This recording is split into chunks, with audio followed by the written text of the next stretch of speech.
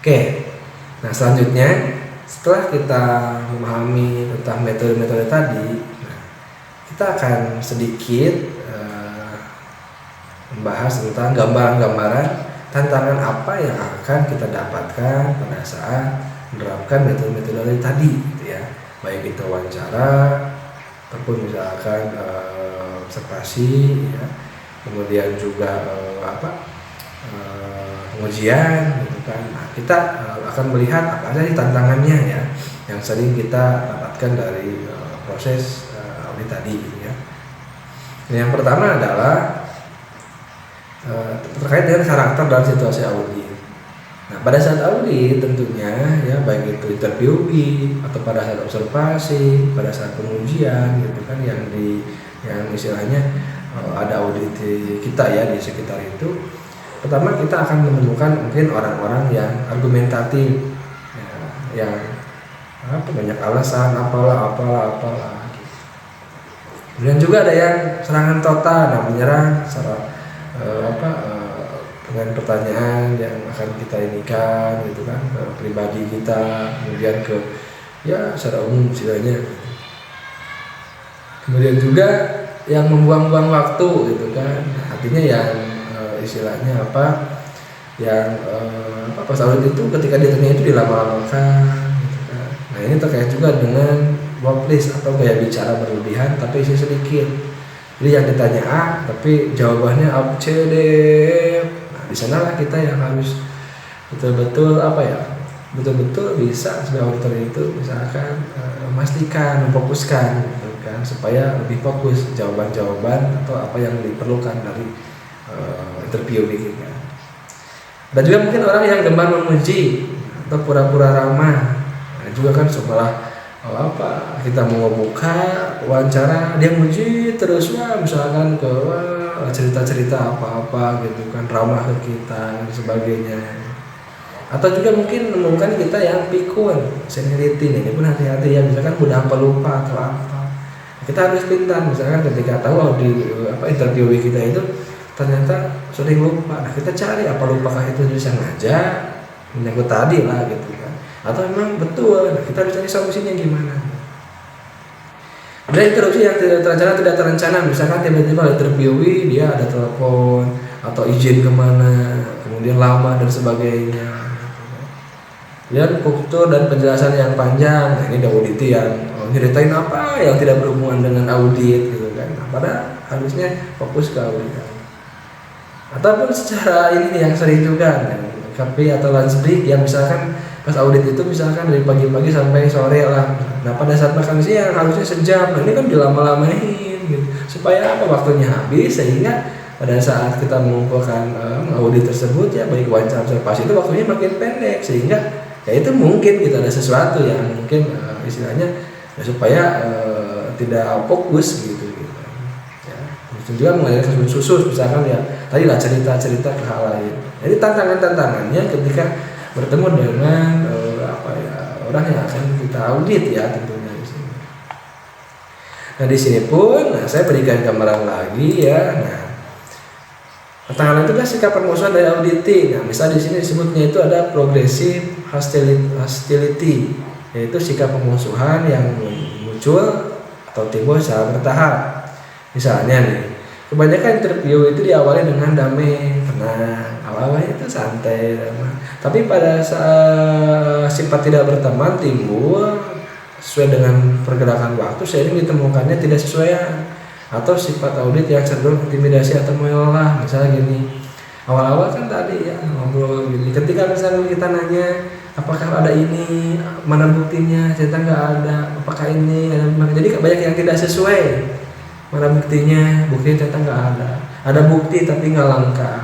Nah biasanya dari audit tersebut itu kan mungkin dari mimiknya, dari mungkin jadi mulai ketus lah, jadi mulai rautnya itu sudah tidak mengenakan. Nah kita sebagai auditor harus tetap ya tenang gitu, karena apa, kita fokus ke sana gitu.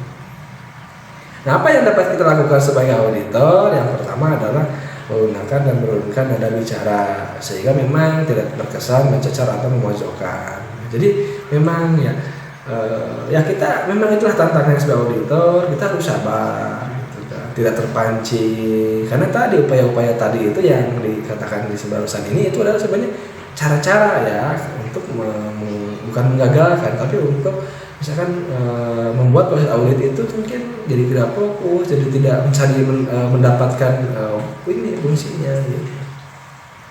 Kemudian lebih terbuka untuk mendengarkan penjelasan, nah lebih terbuka gitu kan ya. Jadi terbuka memang istilahnya kita harus memposisikan kita sebagai auditi. Gitu. Bahkan kalau mampu ya menyiapkan humor-humor segar nih untuk mencairkan suasana. Nah, artinya pada saat ini ya ada bercandanya, gitu. Tapi ya ini mesti pas lah ya, jangan berlebihan juga. Gitu. Nah, sikap lain adalah terkait dengan sudden hostility, yaitu sikap permusuhan yang timbul secara mendadak ketika audit berlangsung. Misalnya, begitu audit menemukan penyimpangan dilakukan oleh personal dan personal tersebut akan khawatir akan ditegur. Nah, misalkan gini ya, misalnya kita mengaudit nih masalah perhitungan denda. Ternyata kita menemukan nih bahwa petugas tersebut itu katakanlah ada kelalaian secara personal, bahwa denda itu harusnya tercatat gimana, harus ada pelaporan dan sebagainya. Tapi petugas tersebut itu jadi panik di sana, ya karena pada saat biasa nggak ketahuan, pada saat audit misalkan ketahuan ada potensi tadi penyimpangan. Nah dia kan jadi khawatir ya, jadi dia malah jadi musuh karena seolah-olah dia aktivitas itu ketahuan kan gitu. Nah makanya di sini apa solusinya gitu? Nah, kita jelaskan pada audit yang tadi bahwa audit itu adalah audit sistem. Ya, sistem informasinya, bukan orangnya gitu. Nah, kalaupun mungkin terjadi penyimpangan, kita jangan sujon ya, jangan sujon dulu. Tetapi mungkin saja itu terjadi karena ketidakjelasan sistem, misalnya instruksi kerjanya tidak jelas atau indikasikan adanya kelemahan. Ya, misalkan kelemahannya apa? Tidak training, tidak disosialisasi. Ya, biasanya kan tadi kayak gitu, dia harusnya inputnya itu seperti ini.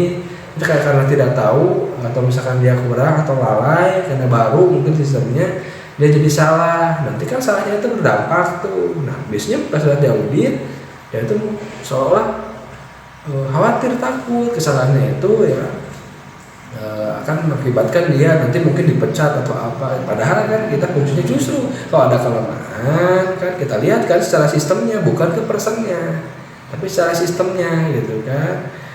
Misalnya apa? Oh berarti ini kurang mesti training atau sosialisasinya mesti lebih lama gitu. Atau instruksi kerjanya SOP-nya lebih diperbarui lagi. Nah ini pun mungkin akan ditemukan ya, pada saat kita mengumpulkan bukti-bukti audit, proses audit. Nah yang terakhir adalah terkait dengan immediate hostility, yaitu siapa permusuhan yang ditunjukkan langsung pada saat audit dimulai. Misalnya ada dari auditnya nih, saya sibuk, bagaimana kalau auditnya minggu depan, saya sebentar lagi ada meeting, bisa nggak auditnya 15 menit saja. Jadi seolah audit itu diatur oleh auditi ya, padahal kan sudah dijadwalkan. Nah di sini kondisi ini biasanya mengindikasikan adanya yang lemah pada komitmen dan support dari manajemen, atau artinya audit itu dianggap kurang penting ya, atau bukan program yang penting. Jadi sudah dijadwalkan tapi tiba-tiba tadi harus setengah jam, bisa nggak 15 menit, nawar istilahnya. Nah mungkin ada faktor apa kan itu yang harus ini. Nah apa yang akan dilakukan kalau kita nemunya seperti itu? Nah kita tidak perlu ribut dengan audit. Kita jangan bilang, oh nggak bisa bu, ya ibu kan jadwalnya 1 jam, kalau ibu minta 15 menit, nanti kan malah jadi ribut tuh. Nah, jangan gitu. Nah kita tidak perlu, tapi cek apakah, tanyakan betul nggak itu urusannya mendadak, gitu kan. Dan tidak bisa ditinggalkan atau tidak bisa diganti. Kalau iya, atur schedule ulang. Nah, misalnya kita wawancara misalkan bagian servernya ya, admin servernya, kita tanya betul nggak bapak itu nanti tidak bisa misalkan dia itu Pak saya bisanya ini karena mau ada maintenance. Kita tanya betul nggak ada maintenance-nya. Terus apakah bisa digantikan oleh orang lain? Tidak. Kita tanya, kalau misalkan tidak, ya udah kita atur. Udah Pak nanti mungkin sore ini atau audit di hari kedua, di hari besok. Nah, kita harus ada tetap gitu. Jadi jangan kitanya itu reaktif juga. Kemudian jika kondisi tersebut terjadi karena kurangnya komitmen, maka catat aja. Nah itu catat aja gitu kan. Nah, ada catat bahwa audit dengan bagian ini harusnya itu sejam, ternyata 15 menit. Nah, kita laporkan aja kemana. Kalau kita sebagai anggota auditor biasa, kita sampaikan ke lead auditor kita, tim ketua audit kita. Nanti biarlah lead auditor yang akan menyampaikan ke manajemen di organisasi tersebut. Sehingga apa? Misal tadi, ya nanti yang menentukan audit itu kan ini untuk manajemennya ya, untuk organisasinya. Biarlah manajemennya nanti yang akan istilahnya memfasilitasi gitu kan dari sisi waktu gitu kan, kapan dan sebagainya gitu. Karena apa? Karena audit ini akan terlaksana kalau ada tadi saya katakan komitmen yang jelas antara auditor dengan auditornya juga. Jadi nggak bisa auditornya aja siap, auditornya nggak bisa. Harus semuanya siap. Nah, itu mungkin terkait dari tantangan-tantangan apa yang dihadapi ya, karakter-karakternya ya.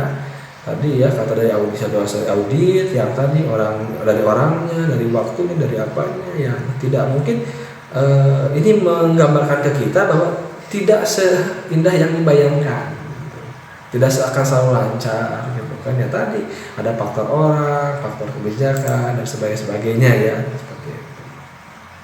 Nah kemudian materi yang selanjutnya itu terkait dengan tanggung jawab.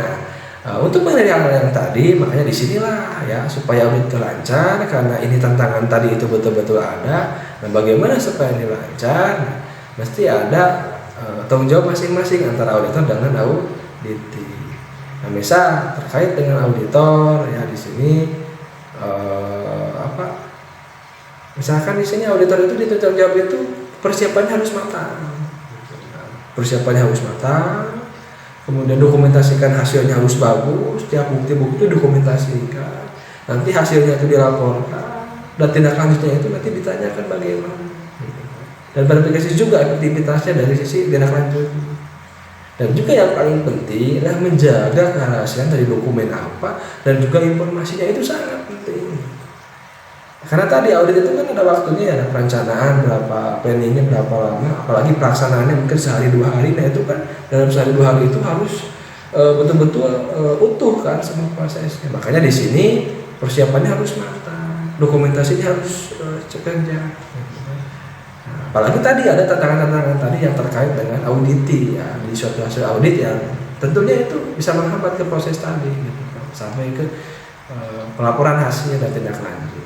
Karena kalau persiapannya nggak matang, pelaksanaannya dokumentasinya nggak bagus, nanti akan berpengaruh ke laporan hasil dan tindak lanjutnya. Artinya tujuan auditnya nanti mungkin tidak tercapai dengan baik. Nah, apakah tugas itu hanya auditor? Tidak juga auditin. Nah, yang tadi nih gitu kan. Tadi banyak tantangan trouble yang misalkan mungkin dimuncul oleh auditin. Nah, misalnya berarti auditin di sini dia punya tugas, manajemen di sini nih. Manajemen audit, manajer auditnya atau mungkin top level manajemen organisasinya, dia punya tugas tuh kepada staff-staffnya atau pegawai-pegawai yang akan diaudit nanti. Apa saja ya ini tujuan dan running audit kepada semua staff pada sebagiannya. Nah, jadi kalau udah tahu ada audit, ya dipersiapkan ya harus dikasih pahaman ini tuh audit. Audit ini untuk memperbaiki sistem di organisasi gitu kan, dan bagian ini yang terlibat misalnya tadi kalau sistem perpustakaan. Berarti nanti manajer program audit di organisasi tersebut harus memastikan tadi menyampaikan kepada semua staf, misal kepada kepala perpus, staf perpusnya, bagian entry datanya, bagian reportingnya, kemudian bagi yang terkait dengan sistemnya, misalkan infrastrukturnya, siapa staf IT-nya, bagian servernya, bagian jaringannya, programmer, semuanya yang terlibat itu harus disampaikan oleh top level manajemen di auditi gitu. Kemudian juga menyediakan sumber daya. Nah ini juga setiap sumber daya juga harus disiapkan dengan tepat. Ya misalnya tadi ketika dokumen apa aja, server bisa diakses, auditor harus bisa mengakses ke server, melihat langsung, jangan dihalang-halangi, jangan misalkan istilahnya diinikan, nanti harus supaya tadi jalannya kayak. Jadi ya itu sumber daya yang perlukan, misalkan apa. Kemudian juga akses fasilitas yang objektif. Nah ini setiap buku yang diminta yang objektif ya, lihat untuk apa? Untuk memudahkan penyampaian hasil nanti. Misalkan bukti ke transaksi ini mana ada, kalau ada enggak, kalau ada diperlihatkan. Fasilitas apa aja yang ada diperlihatkan. juga melaksanakan tindakan koreksi. Jadi misalkan ketika dia tidak sesuai nanti di reporting, misalkan tadi ya ternyata server itu pada saat dicek itu misalkan itu suhunya itu panas, itu bahaya kan, nanti bisa rusak hardware-nya, nanti kan harus diperbaiki AC dan sebagainya, mekanismenya. Nah itu harus dirikan gitu. Oke, nah itu ya. Jadi lagi bahwa akses terhadap sumber dayanya diperlukan, kemudian fasilitas-fasilitas itu objektif yang diperlukan, auditnya harus menyiapkan ya. Jadi auditnya harus menyadari, ingat bahwa apapun yang diperlukan oleh auditor itu untuk keperluan proses audit yang lancar gitu. Nah, termasuk tadi ketika nanti ada temuan-temuan itu kan untuk membenahi kan, misal tadi ada kemungkinan kerusakan, kehilangan aset, ada kekhawatiran misalkan data itu bocor, ada khawatir proses tidak efisien. Nah itu harus apa? Harus dipatuhi gitu kan ya, istilahnya apa-apa yang menjadi rekomendasi dari hasil audit. Nah sehingga dengan konteks hal tadi maka diharapkan ya, diharapkan proses audit itu, tujuan audit itu tercapai ya, prosesnya berjalan juga ininya jalan. Oke, paling itu aja mungkin terkait dengan proses-proses yang untuk hari ini, sehingga semuanya adalah untuk teknik audit yang dilakukan bisa dijalankan dengan lancar, kemudian baik auditi dan auditor menyadari tanggung jawab sehingga proses audit itu bisa berjalan lancar dan bisa memberikan manfaat tentunya sesuai dengan tujuan pelaksanaan audit. Oke, sekian untuk sesi ini, sampai ketemu di lain kesempatan. Saya Iri, Assalamualaikum warahmatullahi wabarakatuh.